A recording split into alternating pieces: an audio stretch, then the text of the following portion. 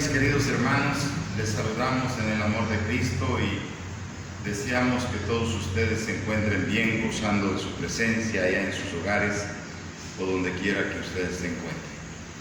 Vamos a dar inicio a nuestro culto de aposento alto y voy a invitarles a que busquen en el libro de Isaías capítulo 55, Isaías capítulo 55, y vamos a leer los versículos 6 y 7.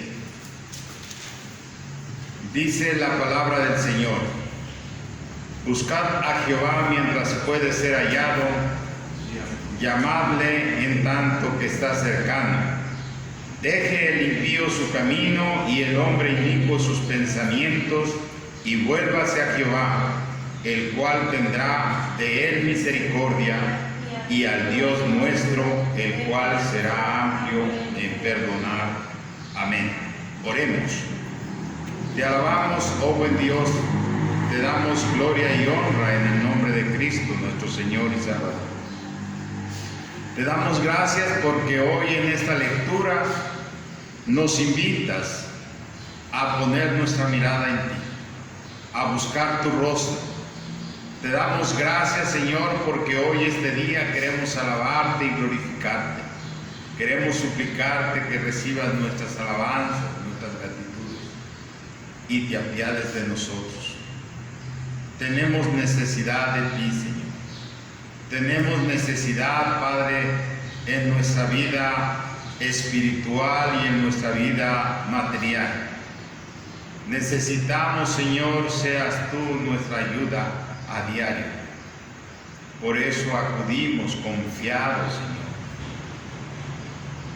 ante tu presencia, alabándote y glorificándote. Ayúdanos conforme a tu voluntad, en Cristo Jesús. Amén.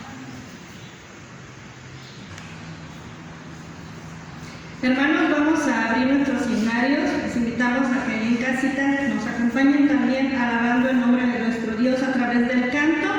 Y vamos a entonar el número 705, Tributar honor a Cristo. En el libro de Juan, capítulo 5, verso 23 dice: para que todos honren al Hijo como honran al Padre. Con ese compromiso vamos a entonar estos himnos para la honra y gloria de nuestro Señor.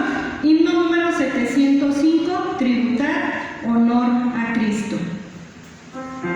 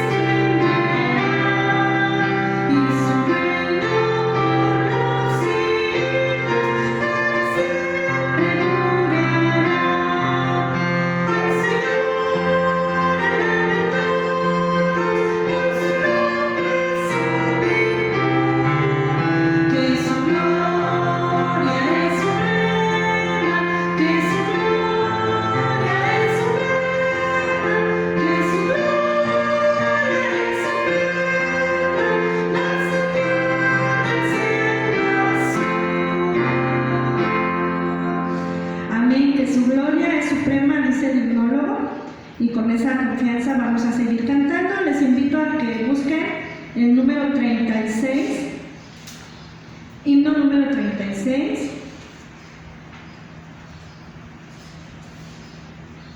Maravillado estoy, himno número 36.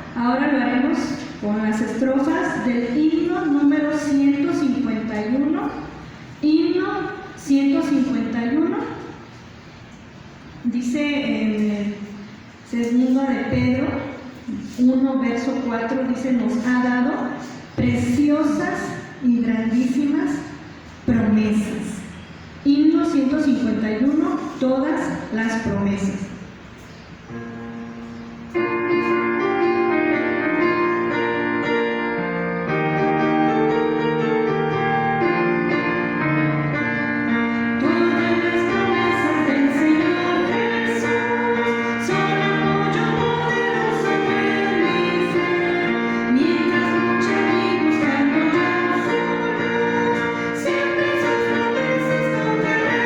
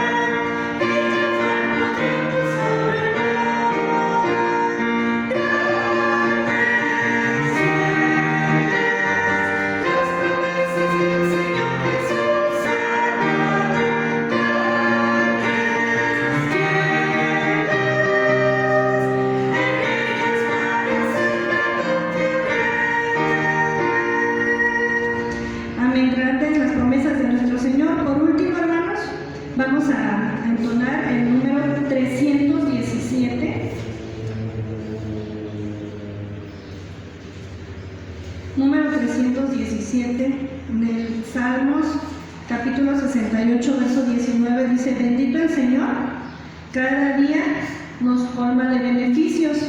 Himno 317, día en día.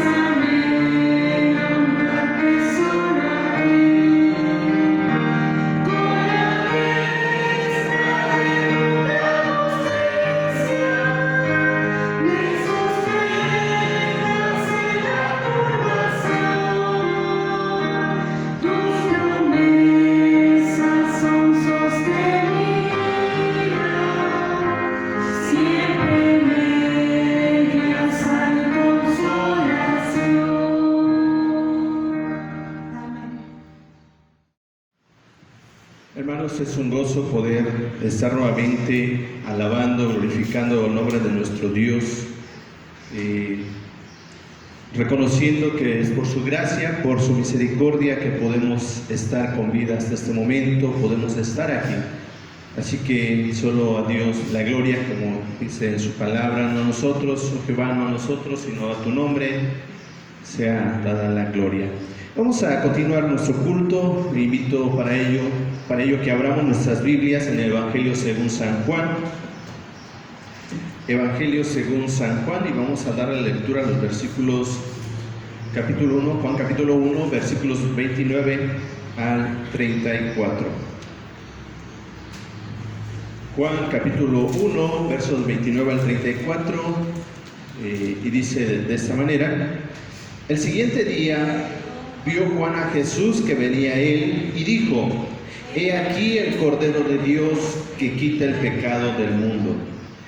Este es aquel de quien yo dije: después de mí viene un varón, el cual es antes de mí, porque era primero que yo, y yo no le conocía, mas para que fuese manifestado a Israel, por esto vine yo bautizando con agua. También dio testimonio diciendo: vi al Espíritu que descendía del cielo como paloma y permaneció sobre él. Y yo no le conocía, pero el que me envió a bautizar con agua, aquel me dijo: sobre quien veas descender el Espíritu y que permanece sobre él, ese es el que bautiza con Espíritu Santo. y yo le vi y he dado testimonio de que este es el Hijo de Dios. Amén. Vamos a orar. Padre, te agradecemos en esta hora. Gracias por la bendición que nos das de poder estar delante de tu presencia, Señor. En esta hora pedimos que nos hables a través de tu palabra, Señor, en el Evangelio de Juan que estamos viendo. Señor, háblanos en esta hora, en el nombre de Jesús. Amén. Amén. Pensando en Juan el Bautista, que fue llamado con un propósito y jamás en ningún momento de su vida, así como en la vida de Jesús, hubo nada en vano, nada solamente hacer por hacer, ¿sí? Todo lo que hicieron, todo lo que dijeron tenía un propósito en base a su misión. Por ejemplo, en el caso de Juan el Bautista, podemos ver que él jamás perdió de vista su misión. ¿A qué había venido? A preparar el camino del Mesías y anunciar que Él era el Cristo, Él era el Verbo, que Él era el Cordero de Dios. Así que en cualquier momento, en cualquier oportunidad aprovechaba, decía, Él es, cada vez que lo llegaba a ver, Él es el de quien yo decía, Él es el Cordero de Dios, de él yo les estoy hablando, de Él vengo hablando. Ahora, pensando en eso, estaba meditando. Como cristianos, mis amados hermanos, nosotros como cristianos, como hijos de Dios, ¿estamos conscientes de lo que somos día a día? ¿O se nos olvida que somos hijos de Dios, hijos e hijas de Dios, con una misión, con un propósito? Dice en su palabra que antes no éramos pueblo, dice Pedro, antes no éramos pueblo, ahora somos pueblo. Pero somos pueblo ahora, ¿para qué? Para que anunciemos las virtudes de aquel que nos llamó de las tinieblas a su luz admirable. Tenemos una gran comisión, ir y predicar este evangelio, pero ¿lo tenemos presente momento a momento de nuestra vida? ¿O se nos olvida para qué estamos aquí en la tierra? Se nos olvida cuál es nuestra misión, por qué estamos todavía aquí. Cada uno de nosotros estamos aquí con un propósito, ¿sí? Pero tristemente muchas veces nos olvida para qué estamos aquí. Y me sorprende en el caso de Juan el Bautista, jamás se le olvidó quién era Jesús y para qué había venido él, Juan. Para preparar el camino del Mesías y para llevar a las gentes a Juan, para llevarlos, a Jesús. Así que en ningún momento se sintió desplazado cuando sus discípulos dijeron, oye maestro, aquel que tú bautizaste, en el otro lado del Jordán, la gente se va con él, ya tiene más gente que tú. Y Juan dice, ese es mi gozo, porque es necesario que él crezca y yo mengue, es necesario. El domingo antepasado, hace 3 domingos, tuvimos 2 domingos que cambiamos el tema por la Semana del Hogar Cristiano. Vimos el primer énfasis de Juan acerca de él venía a preparar, para que la gente preparara sus corazones, porque el Mesías ya había llegado. La profecía de Isaías de hacia 700 años se había cumplido, el Mesías ya estaba ahí. Y se debía preparar el camino para la venida de ese Mesías. Cuando le preguntaron, cuando fue la delegación a preguntarle, oye, ¿quién eres? ¿Eres el Cristo? ¿Eres el profeta? ¿Eres el que había de venir? ¿Eres Elías? Yo no soy, yo solo vengo a preparar el camino, solo vengo a preparar su camino. Pero aquí nos lleva a otra forma de ver, o a otra forma de preparar nuestra vida para ver a Jesús. Primeramente les dice, el Mesías ya está aquí, pero ahora se va más allá y les dice, y comienza con el versículo 29, el siguiente día, un día después de que estuvo con la delegación que mandaron los judíos para preguntarle, oye, tú eres el Cristo, tú eres el profeta, tú eres Elías. Al siguiente día, dice, vio Juan a Jesús. La frase del siguiente día presenta una sucesión de días que continúa en los versículos 35, 43 y el capítulo 2:1. El verso 35 inicia el siguiente día, que veremos el próximo domingo, si Dios permite. El verso 43 dice el siguiente día, y el capítulo 2, verso 1 dice al tercer día. Pareciera una secuencia, ¿sí? Al parecer, los acontecimientos que van desde la entrevista de Juan con la delegación de Jerusalén, que vimos hace 3 domingos, hasta el milagro de Caná, ocurrieron posiblemente en una semana. Un día una cosa, otro día una cosa, y fue ascendiendo. Un día después de haber hablado con la delegación, Juan vio a Jesús, dice que venía a él. Les decía, Juan no desaprovechó el momento para llevar o para que la gente pusiera la atención ¿en quién? En Jesús. Pusiera la atención en Jesús y viera a Jesús quién era él. Era el Mesías, pero aquí les da otra palabra. ¿Qué más era el Mesías? También venía, él no solo era el Mesías, era el Cordero de Dios. Vean, Juan fue fiel a su deber como heraldo y definiendo un momento redentor trascendente, llamó de inmediato la atención de la multitud cuando dijo, he aquí el Cordero de Dios.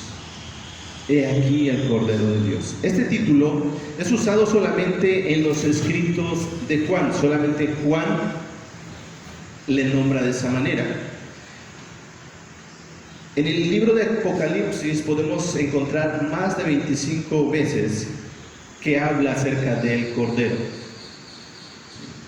En este capítulo podemos ver una cadena de títulos dados a Jesús en los versículos restantes que estaremos viendo de este capítulo, los cuales incluyen Rabí, Maestro, Hijo de Dios, Rey de Israel, el Hijo del Hombre, aquel de quien escribió Moisés en la ley, así como los profetas, Jesús, el hijo de José de Nazaret. Y cuando habla, he aquí el Cordero de Dios, esa no fue una suposición de parte de Juan, fue una revelación absolutamente verdadera de Dios, como lo probaron su vida, su muerte y su resurrección, que efectivamente ese era el Cordero de Dios. Sí. El concepto de cordero para sacrificio era conocido por el pueblo judío. Durante toda la historia del pueblo de Israel, Dios había revelado claramente que el pecado solo podría removerse por medio de sacrificios o por medio de sangre.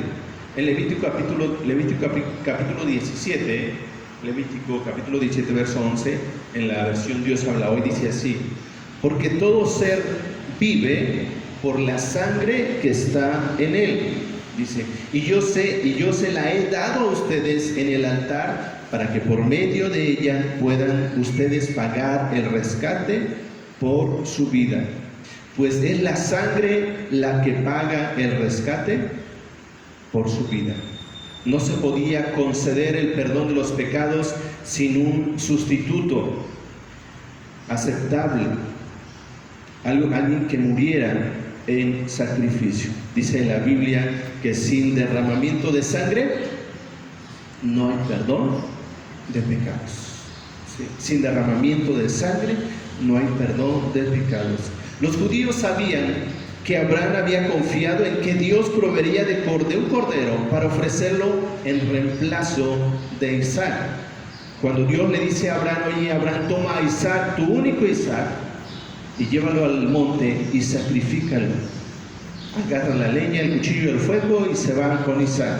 En el camino su hijo le dice: oye papá, está bien, llevamos la leña, llevamos el fuego, llevamos el cuchillo.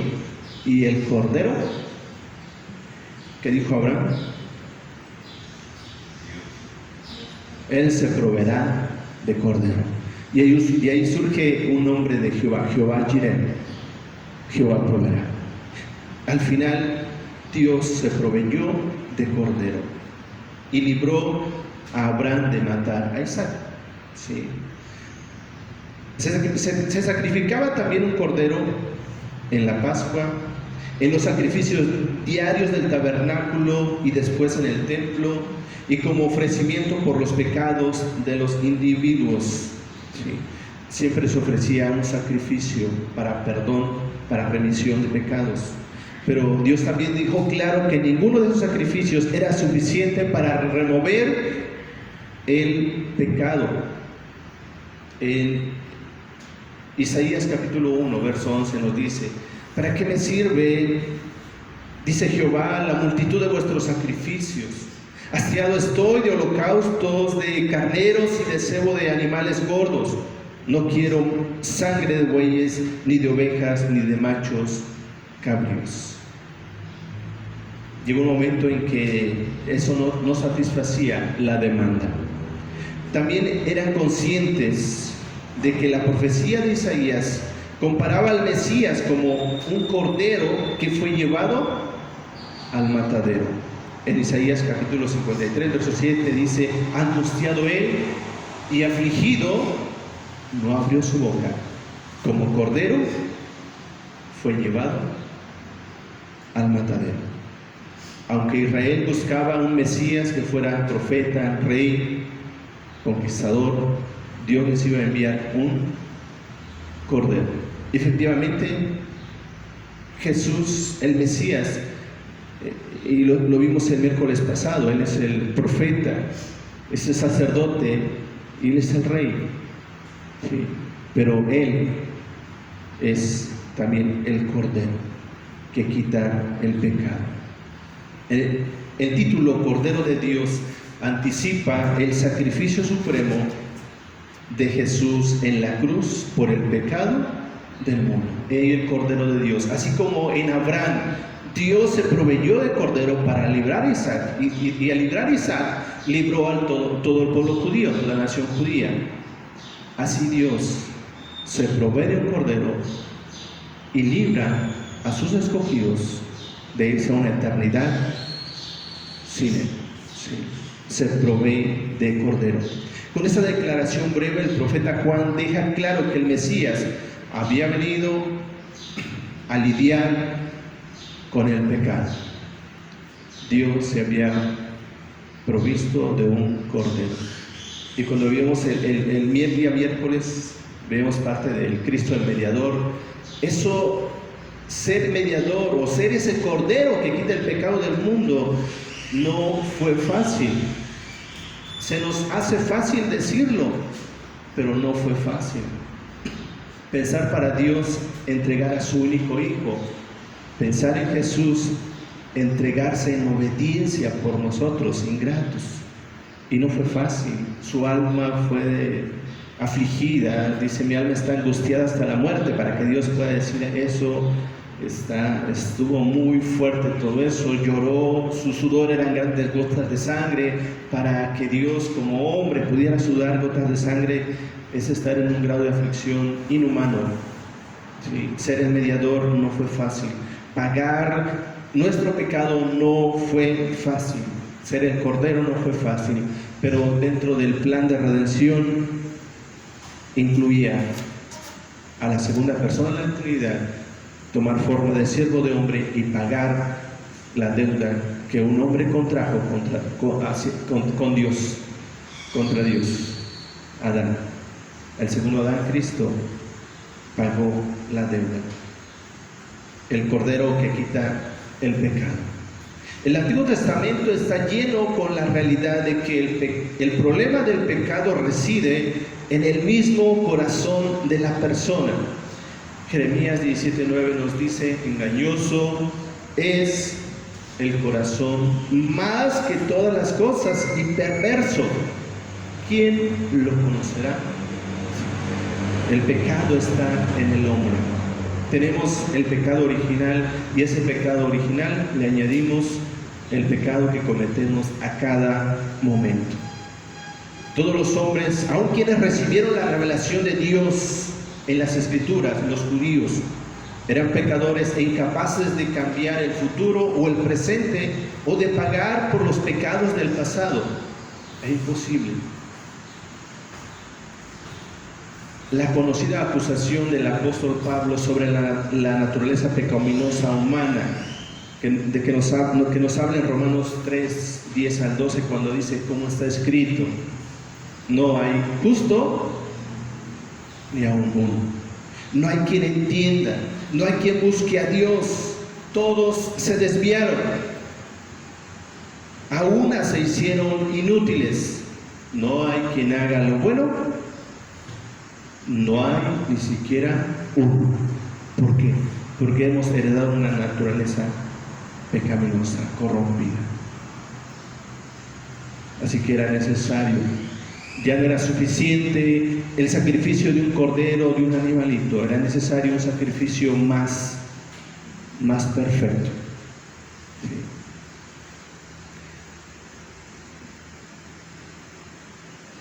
Viene el cordero a quitar el pecado del mundo. El cordero de Dios que quita el pecado del mundo. Como vimos en los versículos 9 al 11, la palabra mundo, cosmos, tiene varios significados en el Nuevo Testamento, pero Juan más se está refiriendo a la humanidad en general, a todas las personas sin distinción, que trasciende los límites étnicos, raciales y nacionales. El pecado es universal. Así también el sacrificio de Jesús es suficiente para todas las personas sin distinción. Dice 1 Juan 2:2, y Él es la propiciación por nuestros pecados, y no solamente por los nuestros, sino también por los de todo el mundo. El sacrificio de Cristo pagó todo el pecado del mundo. Así como Adán contrajo la deuda para toda la raza humana, todas las etnias, todas las culturas, todas las razas, así Cristo, con su sacrificio, pagó la deuda de toda la raza humana. Pero aunque el sacrificio de su muerte es suficiente para todos los pecados, o para los pecados de todos, dice Juan 3:16, porque de tal manera amó Dios al mundo que ha dado su Hijo unigénito, para que todo aquel que en Él cree no se pierda, mas tenga vida eterna. Para todo aquel que en Él cree. Es eficaz solo para quienes creen en Él, para salvación. Juan 1:2 se dice, más a todos los que le recibieron, a los que creyeron en Él, les dio potestad de ser hechos hijos de Dios. El apóstol Pablo dijo, porque no me avergüenzo del Evangelio, porque es poder de Dios para salvación a todo aquel que cree, al judío primeramente, también al griego. ¿Sí? Este versículo 29, he ahí el Cordero de Dios que quita el pecado del mundo, no enseña el universalismo, la falsa doctrina según la cual todos serán salvos, cuya falsedad es obvia, porque la Biblia enseña que hay personas que sufrirán el castigo del infierno. En Mateo capítulo 25, verso 41, dice, entonces dirá también a los de su izquierda, apartaos de mí, malditos, al fuego eterno preparado para el diablo y sus ángeles. Verso 46, e irán estos al fuego eterno y los justos a la vida eterna. Y solo se salvarán unos pocos, los que están predestinados para ellos. El sacrificio de Cristo alcanza para absolutamente toda la humanidad, pero solo van a gozar de los beneficios los que han sido predestinados. Los demás no. Alcanza para ellos, sí alcanza, pero no están predestinados. Juan enfatiza por tercera vez su papel subordinado a Jesús. El verbo eterno que habría de hacerse un varón, pues esto fue lo que reconoció cuando dijo, después de mí viene un varón, el cual es antes de mí, porque era primero que yo. En los versículos 15 y 27 también dijo estas palabras, ¿sí? Algo similar. Viene uno después de mí que no soy digno ni desatar encorvado la correa de su calzado. Y aquí vuelve a repetir, después de mí viene un varón, el cual es antes de mí, porque era primero que yo. Juan fue creado. El rango superior de Jesús, Él era infinito, porque fue Él quien creó todas las cosas. En Juan capítulo verso 1, 2 y 3 dice: en el principio era el verbo, y el verbo era con Dios, y el verbo era Dios. Este era en el principio con Dios. Todas las cosas por Él fueron hechas, y sin Él nada de lo que ha sido hecho fue hecho. Juan tenía muy claro eso. Aunque en realidad Juan había nacido antes que Jesús, Jesús existía primero que Juan, porque él ya era, Jesús ya era. Aunque Juan era familia de Jesús, probablemente eran primos, porque sus madres eran parientes. Juan no le conocía como Mesías hasta que lo bautizó, para que fuese manifestado a Israel. Como este era el bautismo más importante de Juan, declaró: yo vine yo bautizando con agua. Aunque se mostró resistente de bautizar al Señor, en Mateo 3:14, cuando Jesús llega a él para ser bautizado, Juan le dice: yo necesito ser bautizado por ti, ¿y tú vienes a mí? Jesús le dijo: deja, conviene que cumplamos toda la ley.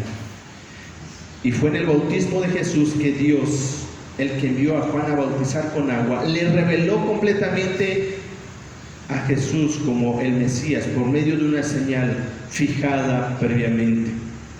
También dio Juan testimonio diciendo: vi el Espíritu Santo que descendía del cielo como paloma y permaneció sobre él.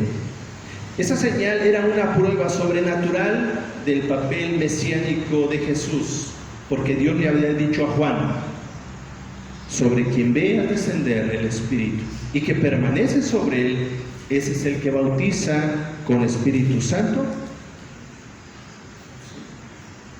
Así que esa fue la señal. Dice Juan: yo no le conocía, pero se me dio una señal. Ahí se pudo dar cuenta: ese es el Mesías. Ahí se le abrieron los ojos. Tenía la idea, él era el Mesías, pero ahí quedó todo claro. Sí. Como Pedro, en Mateo 16:17, cuando Jesús le pregunta a sus discípulos: ¿quién dice la gente que soy yo? Y empezaron a decir que el profeta, que fulano, que sultano.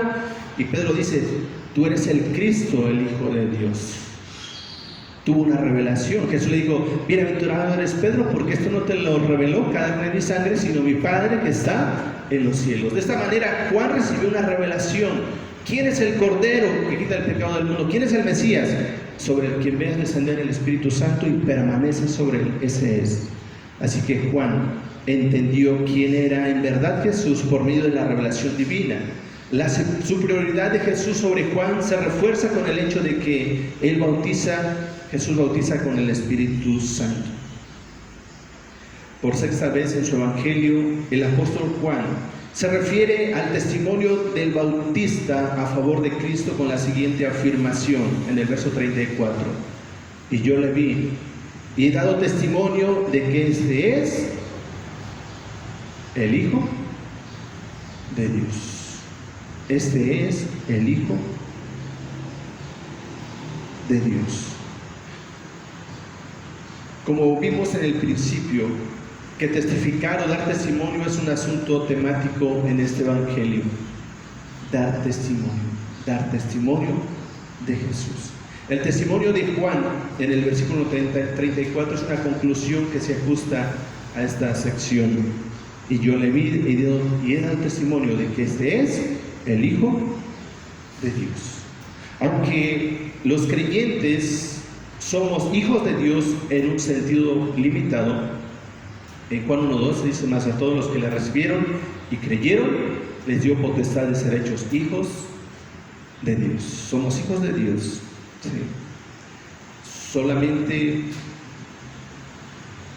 Jesús, el Hijo de Dios, en el sentido de que Él solo participa de la misma naturaleza con el Padre. Él es el Hijo de Dios que participa de la misma naturaleza. Nosotros somos hijos adoptados, somos adoptivos, ¿sí? Por Cristo. ¿Sí? Somos hijos de Dios.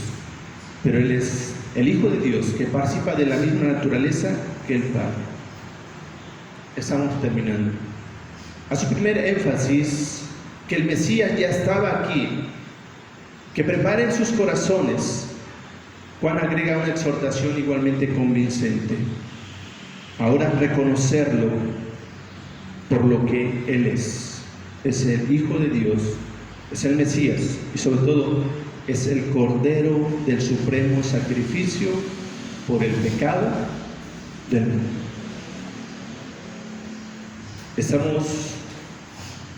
Veíamos el día miércoles acerca del Cristo, el mediador.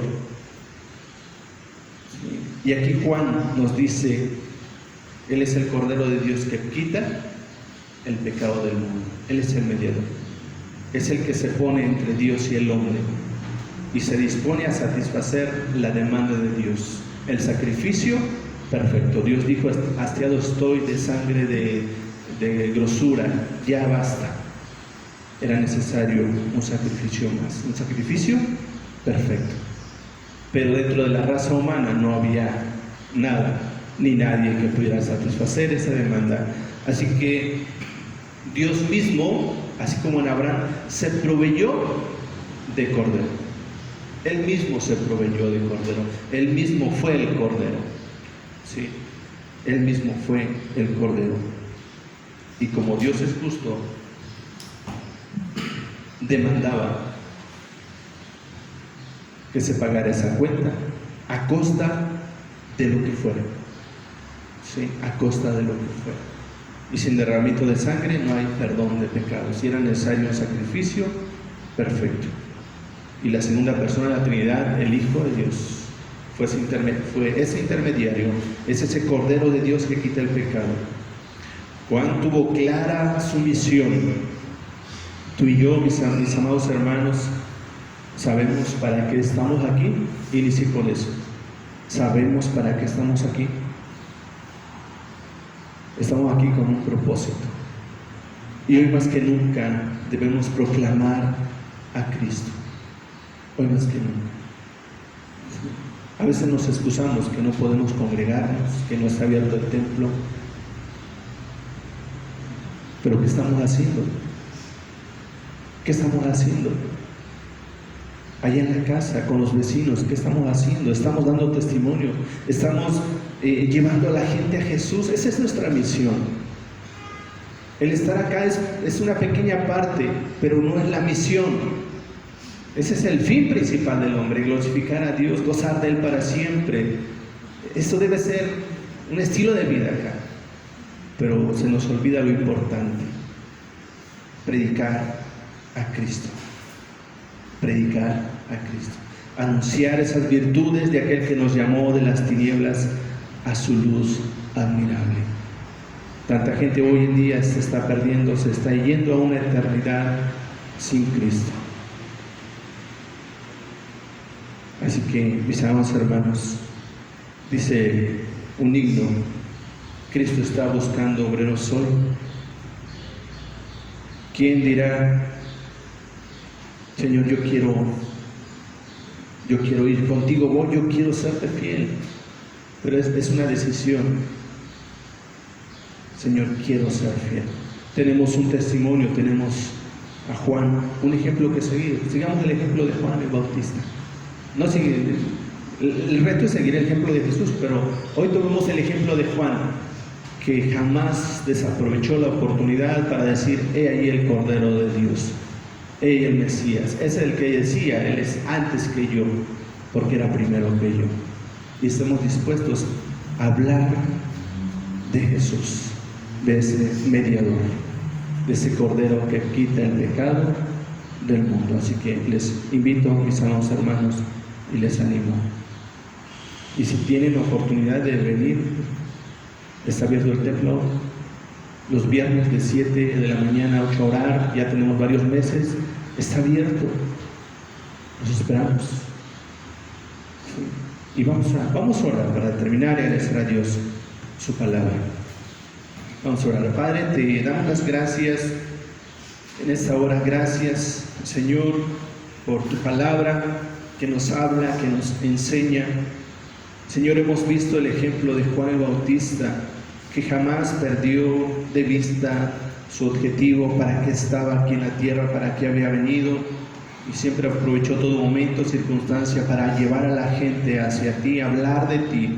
Señor, permítenos seguir ese ejemplo, que no se nos olvide que estamos aquí aún con un propósito de darte a conocer a todos aquellos que aún no te han conocido, Padre. Ayúdanos y perdónanos, Señor, si de pronto nos hemos olvidado para que estamos aquí y estamos viviendo para nosotros mismos y no para tu honra y tu gloria, que es para lo que debemos vivir, Padre. Perdónanos y ayúdanos, que el poder de tu Espíritu Santo se manifieste en nuestras vidas y a través de nuestras vidas para cumplir el propósito por el cual hemos sido llamados. Padre, en esta hora oramos y agradecemos este tiempo en el nombre de Jesús. Amén. Hermanos, como himno de respuesta al mensaje que acabamos de escuchar, les invito a que busquen en sus himnarios y vamos a entonar el himno número 620, himno 620, Cristo está buscando obreros.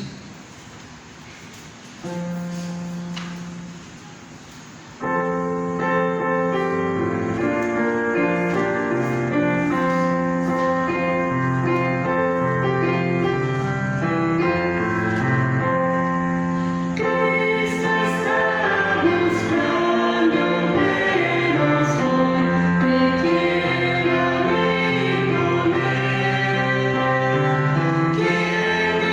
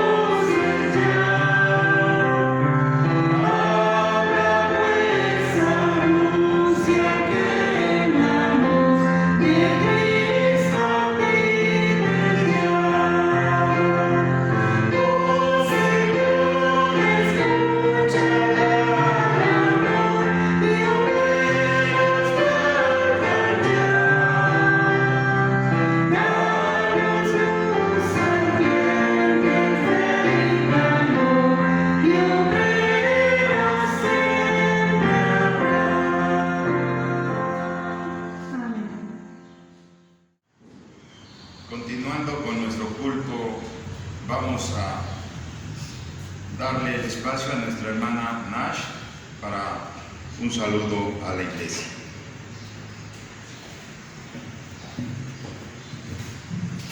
Muy buenos días, queridos hermanos. Su Iglesia Joven de Galilea les envía un caluroso saludo hasta sus hogares, en el lugar donde estén reproduciendo esta pequeña grabación. Quisiera compartir con ustedes pequeños versículos de la palabra de nuestro Dios que se encuentra en el libro de Romanos 12, del 6 al 9. De manera que teniendo diferentes dones, según la gracia que nos es dada, si el de profecía, úsese conforme a la medida de la fe, o si de servicio, en servir, o el de enseñanza, en la enseñanza, el que exhorta, en la exhortación, y el que reparte con liberalidad, el que preside con solicitud, y el que hace misericordia con alegría. El amor sea sin fingimiento, aborrecer lo malo y seguir lo bueno. Nuestro infinito y buen Dios, en su infinita sabiduría, ha dado a cada uno de nosotros diferentes dones, cualidades, actitudes, y sin duda el día de ayer nos encontramos celebrando a los maestros. El don de enseñanza es uno de los más importantes, si no el más importante, porque al igual que nuestro Señor Jesucristo, ustedes pueden explicar en palabras que podamos comprender sabiduría de Dios, sabiduría divina que se encuentra en la palabra de Dios. Y sin duda el don de la enseñanza es tal vez no tangible materialmente, pero es tangible espiritualmente. En conocimiento nos permite ser mejores personas, que su profesión y oficio sea siempre remunerado conforme a su esfuerzo, es nuestro más grande anhelo. Que Dios los bendiga en todos sus trabajos, a cada momento Dios les otorgue sabiduría para poder explicar a nosotros como aprendices, como alumnos, el que ustedes quieran enseñarnos. Dios los bendiga en todo momento. Les mandamos una sincera y gran abrazo, una felicitación de parte de su iglesia, a los maestros de la iglesia y a todos los maestros, tanto de esta, su Iglesia Joven de Galilea, como secularmente, todas las personas que tienen esta labor. Dios los guarde y bendiga. De igual manera, hermanos, sigamos orando porque pronto reanudamos nuestra reunión en nuestra iglesia, que Dios ponga en los corazones nuestras autoridades, que puedan ellas elegir de manera correcta si es ya conveniente empezarnos a reunir nuevamente. De igual manera, sabemos la situación política que vive nuestro estado. Oremos por nuestros dirigentes, oremos por nuestro presidente municipal, por nuestro presidente de la República. No nos olvidemos en ningún momento de nuestros pastores, de todas sus familias. Hermanos, sabemos que existe mucho trabajo, como el himno que acabamos de cantar, que hay pocos obreros, que hay pocos maestros de la palabra de nuestro Dios. Oremos porque Dios otorgue a estos jóvenes que quieran aprender a enseñar la palabra de nuestro Dios, que es tan importante para nosotros y para el mundo entero. Dios los bendiga y guarde a todos, hermanos.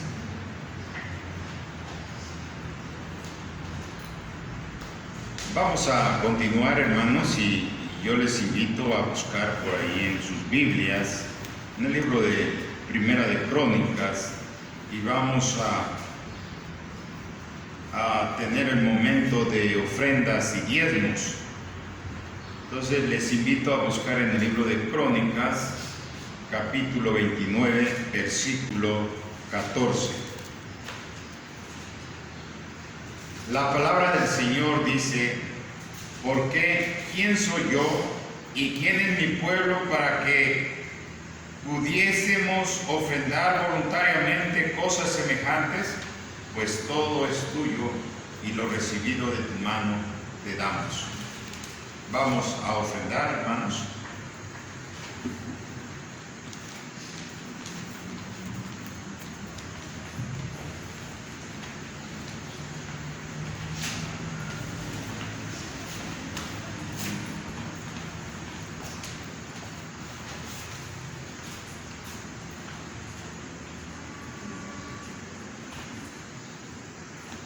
Así también ustedes en sus hogares, hermanos, los que tengan en su corazón apartar algo para el Señor, háganlo, y en el momento que tengan oportunidad, tráiganlo al almuerzo.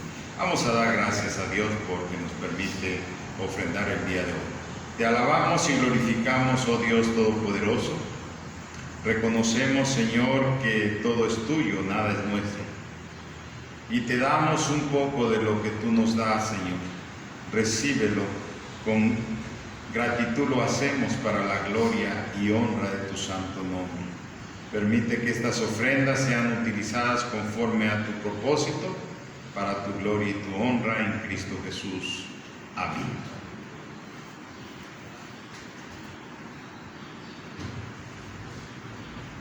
Amados hermanos, hemos terminado este tiempo de alabanza, de adoración a nuestro Dios, y no nos cansemos de ello, no nos cansemos y pues sigamos orando, como decían nuestros hermanos, por otros, para que no desmayemos, mandemos un mensaje, animémonos, una llamada, estemos como pueblo, como iglesia, como hermanos en Cristo, estimulándonos al amor y a las buenas obras, ahorita que no podemos congregarnos como debe ser. Así que no descuidemos eso. Sí, estemos pensando en nuestros hermanos, en nuestras hermanas, y animémosle a seguir adelante. Y vamos a orar para terminar este tiempo y dando la honra y las gracias a nuestro Dios soberano. Padre, te agradecemos en esta hora nuevamente. Gracias por el privilegio, el gozo de poder estar delante de tu presencia. Nosotros al estar acá, Señor, en tu casa, pero cada uno donde abra este video, Señor, allí tú estás. Sé que tu nombre es adorado, es alabado en ese lugar, Señor, porque tú estás en todas partes. Tú eres Espíritu, tú lo llenas todo.